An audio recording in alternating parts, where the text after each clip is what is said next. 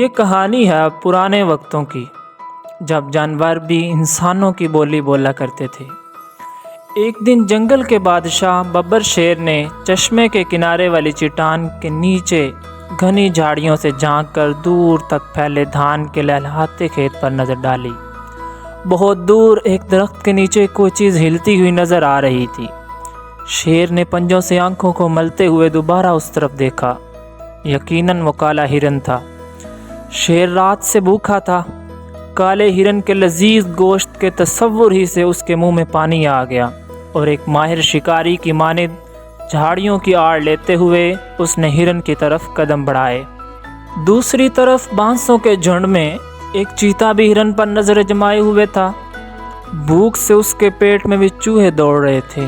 چیتے نے بھی ہرن کی طرف بڑھنا شروع کیا۔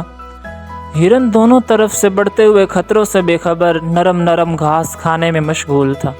کبھی کبھی وہ اپنی بادام جیسی آنکھیں گھما کر ادھر ادھر دیکھتا اور پھر گھاس کھانے لگتا۔ جانور خطرے کی بو سونگھ لیتے ہیں۔ ہرن کی بے چین آنکھیں ظاہر کر رہی تھی کہ اس نے خطرے کی بو سونگھ لی ہے۔ اس نے کان کھڑے کر کے گردن گھما کر چشمے کی طرف دیکھا، جہاں میدان میں دو ریچھ کے بچے کھیل رہے تھے۔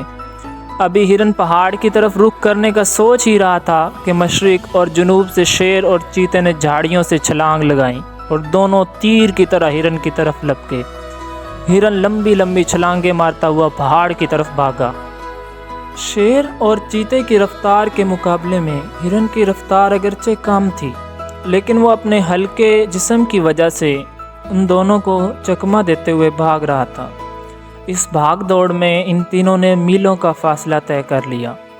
آخر کار ہرن ایک چٹان پر چڑھ گیا، جو اتنی اونچی تھی کہ اس پر شیر اور چیتا نہیں چڑھ سکتے تھے۔ شیر اور چیتا چٹان کے نیچے زبانیں نکالے ہانپ رہے تھے اور ہرن کو للچائی نظروں سے دیکھ رہے تھے۔ جب سانسیں درست ہوئیں تو شیر نے کہا، یہ میرا شکار ہے، پہلے میں نے دیکھا تھا۔ چیتے نے غصے سے جواب دیا، یہ میرا شکار ہے، پہلے میں نے اسے دیکھا ہے۔ شیر دھاڑا، میں تم سے زیادہ طاقتور ہوں، اس لیے اس شکار پر میرا حق ہے۔ شیر اور چیتے کی تکرار سن کر ہرن نے اطمینان کا سانس لیا اور کہا، میرے محترم بادشاہو، یہ میری خوش نصیبی ہوگی کہ میں آپ جیسے شاہی خاندان کے افراد کی غذا بنوں، لیکن پہلے آپ دونوں طے کر لیں کہ آپ میں سے کون میرا لذیذ گوشت نوش فرمائے گا۔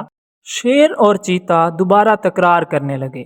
اسی دوران ادھر سے ایک گدھے کا گزر ہوا تو ہرن نے جھٹ سے مشورہ دیا، میرے خیال سے آپ دونوں اس سلسلے میں گدھے صاحب سے مشورہ لے لیں، کیونکہ مشورہ دینے کے لیے عقل مند ہونا ضروری نہیں۔ چیتے نے گدھے کو حکم دیا، او گدھے ادھر آ۔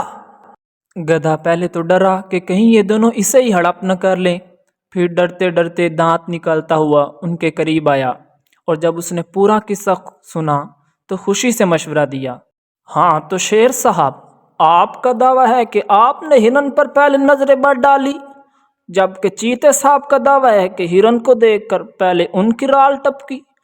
کیونکہ یہاں کوئی گواہ نہیں ہے، اس لیے میرا مشورہ ہے کہ آپ دونوں اپنی اپنی جگہ پر تشریف لے جائیں، اور جب میں ڈھینچو ڈھینچو کرنا شروع کروں تو آپ دونوں دوڑنا شروع کر دیں۔ جو بھی پہلے یہاں پہنچے گا وہی ہرن کو نوش فرمانے کا حقدار ہوگا۔ شیر اور چیتا بھوک سے بے تاب تھے، لیکن دونوں کو اپنی تیز رفتاری پر ناز تھا، اسی لیے انہوں نے گدھے کی تجویز مان لی، اور یہ طے ہوا کہ دونوں اپنی اپنی جگہ لوٹ جائیں گے۔ اسی دوران ہرن صاحب چٹان سے اتر کر نہا دھو کر ان میں سے ایک کی خوراک بننے کے لیے میدان میں کھڑے ہو جائیں گے۔ شیر اور چیتا اپنی اپنی جگہ واپس چلے گئے۔ جب کافی دیر تک گدھے کے رینکنے کی آواز نہ آئی تو دونوں کا ماتھا ٹھنکا۔